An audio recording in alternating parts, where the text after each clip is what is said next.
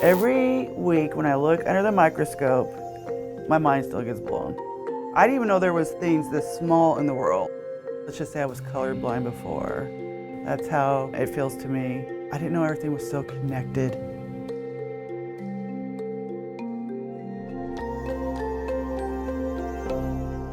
Rosa Hunter is the lab manager at the Salish Sea Research Center.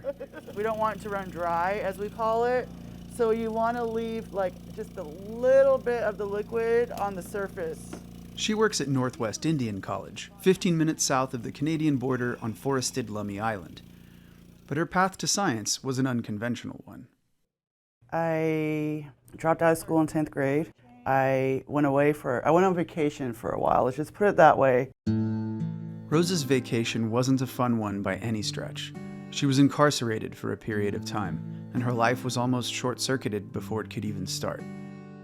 I happened to get a judge and a prosecutor that wanted to make an example out of me and gave me the max sentence. Like many formerly incarcerated people, Rosa's record made it almost impossible to put the pieces of her life back together. She struggled to find a job or a place to live. I was a housekeeper, I dug ditches for contracting, bartended, for anything that I would get paid.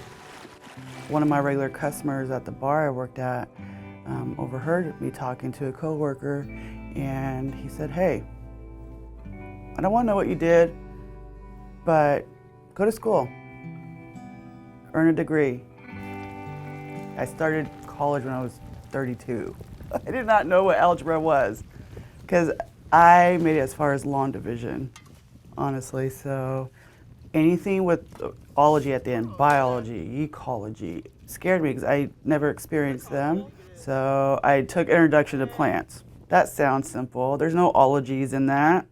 And then I was like, what are these critters living in here? Those critters Rosa saw in the microscope were bryophytes, rotifers, and nematodes. Eventually, she discovered a tardigrade, also known as a water bear because of their shape. Though they're less than a millimeter long, these microanimals are famous for being able to withstand extreme heat, cold, and even the vacuum of space. I was the very last one to find a tardigrade. And when I did, I took my little plate, ran across campus trying to find my instructor. I was like, I found a tardigrade! Just thinking about it, it's the biggest smile because I'll never forget that. And that's when I knew, like, I'm going to be a scientist. Yeah. Rosa's fascination with tardigrades inspired her to study everything she could at Northwest Indian College, especially if it was invisible to the naked eye. She excelled at classifying these microscopic critters and beings, from mosses to invertebrates. She became essentially the expert on tardigrades in the Northwest. But eventually, she'd come to specialize in finding invisible dangers to the environment, things like toxic algae that can accumulate in shellfish. I didn't realize how much information you can get just from a liter of water. And it tells a story. Is it happy? So emotions, is the water happy? Is it sad? Is it angry? Like right now we have an algae bloom. So for me, the water's angry right now. And it's turning red. Identifying phytoplankton and the harmful algae blooms they cause can prevent toxins from infusing an entire ecosystem. Without them, the salmon and everything else in our whole system wouldn't work.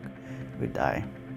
Like the clams, for example, there are filter feeders of the ocean. They're just doing their thing. But it's whoever consumes them is what's going to get sick. Most species of clam in the Northwest live in harsh environments, nestling themselves between rocks or burying themselves deep below the sand. Anyone who's tried knows they can be tough to catch, but Rosa's been doing it since early childhood. I used to go out to the tide flats with my grandmother. She would stand out there and just do an environmental scan. She'd just look at the environment around and she would say, either we're digging here or we're not. She would say, nope. Those are sick clams, we don't touch those, we don't eat those. From the indigenous perspective versus the scientific perspective, it all came full circle on how it's connected. When she became a scientist herself, Rosa realized that her grandmother's approach to clamming, surveying the environment, identifying sick clams, removing portions where toxins could gather, was in fact a highly scientific process, handed down through generations of indigenous scientists. I remembered what my family does, and I was like, holy moly, my ancestors were scientists. You know, we had astronomers, we had biologists, we had chemists, we had, name it, we had ecologists. We just didn't have those terms for them like we do now. By combining her grandmother's insights with measurements like the temperature and pH of seawater, Rosa's blending indigenous knowledge and Western knowledge to help explain how toxicity in shellfish impacts our environment. What was always known is now getting newly discovered, or they're just figured it out. I guess I walk that line between indigenous knowledge and then Western knowledge. That is my grandmother. I carry her with me because no one. I'm the first person ever to go to college and attend college, and she was a school teacher, and she just wanted someone in the family to do wonderful things. So I carry her with me always. Rosa and her research are living proof that anyone can find their purpose in a lab, whether they come from the halls of higher learning or from a less traditional path like hers.